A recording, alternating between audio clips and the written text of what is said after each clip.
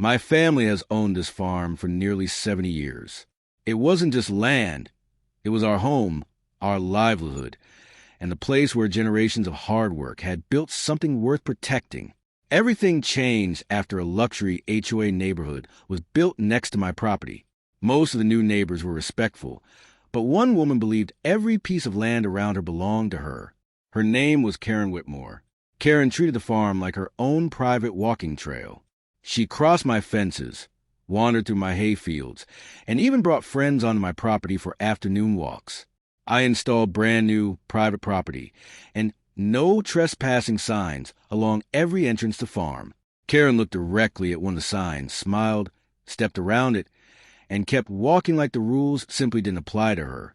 That's when I realized this wasn't confusion. It was entitlement.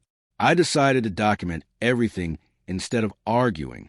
Small security cameras were placed near every gate and fence line. They weren't hidden. They were completely visible. I printed several photos from the security footage and mailed Karen a polite letter asking her to stop entering my farm. A week later, she ignored the letter and walked onto my pasture again.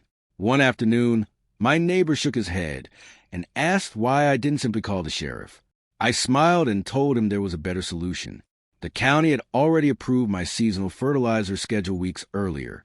Large warning signs were placed around the active work zone, reminding everyone to stay clear while equipment was operating. The next morning, I noticed Karen climbing over the fence again. Instead of confronting her, I quietly watched from a safe distance while my workers continued their normal farming routine. Karen walked directly into the clearly marked work area while filming herself on her phone. She ignored the warning signs, stepped farther into the field, and began complaining about the smell. A gust of wind shifted just as the manure spreader passed through the field. Karen, who had ignored every warning sign and entered the restricted area, was suddenly covered in mud and fertilizer. Karen exploded with anger, insisting the entire incident had been planned just to embarrass her. She demanded that my workers shut down equipment immediately and threatened to sue me for damaging designer clothing.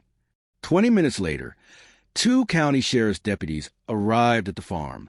Before speaking to anyone, they asked both sides to explain what had happened. I invited the deputies into my farmhouse office and showed them weeks of security footage. My foreman then provided copies of the county-approved fertilizer schedule. The documents showed the day's work had been planned weeks in advance. Several neighboring farmers arrived after hearing about the commotion. They confirmed they had seen Karen crossing my fences on multiple occasions over the past several months. After reviewing everything, one deputy explained that property owners have the right to conduct normal farming operations on their own land.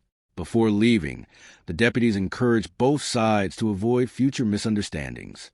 I agreed immediately and promised to continue maintaining clear warning signs around the farm. The following week, I reinforced every fence line and installed additional gates along the property entrances. A few days later, one of my neighbors stopped by with a smile. Life on the ranch quickly returned to normal. The cattle grazed peacefully, tractors rolled through the fields, and another growing season continued exactly as planned. The very next morning, Karen uploaded photos of herself covered in mud and fertilizer to the HOA community page. She claimed I had intentionally humiliated her and demanded that the HOA take legal action against me. Within minutes, dozens of neighbors began commenting, but instead of supporting her, several residents reminded everyone that they had personally seen her trespassing onto my farm for months. That afternoon, 2 sheriff's deputies returned to my farm after receiving Karen's complaint.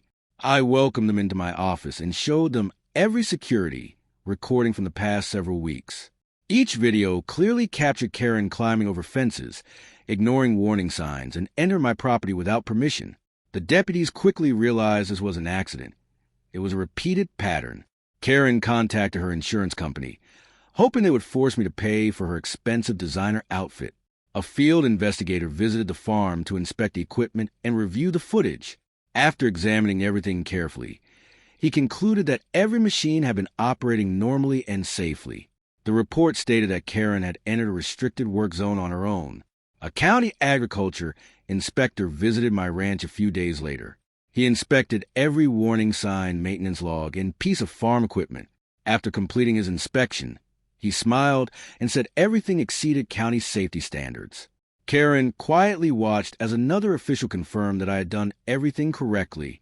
The monthly HOA meeting quickly turned into an uncomfortable conversation for Karen. She demanded that the board file a lawsuit against me, but several homeowners interrupted her.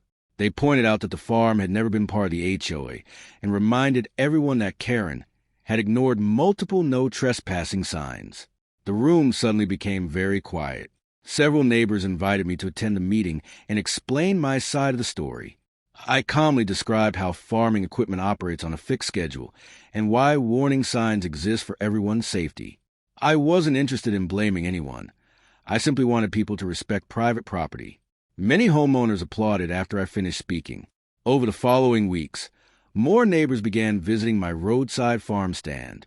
Many apologized for believing the rumors before seeing the evidence. Families purchased fresh vegetables, local honey, and homemade jams while thanking me for remaining patient throughout the entire situation. Business had never been better. After reviewing everything, the HOA board officially withdrew every complaint against me. They also sent a neighborhood reminder explaining that private farms outside the community were not under HOA authority. Karen quietly left the meeting without saying a word. Her campaign against my farm had finally come to an end. Harvest season finally arrived, and the farm looked more beautiful than ever.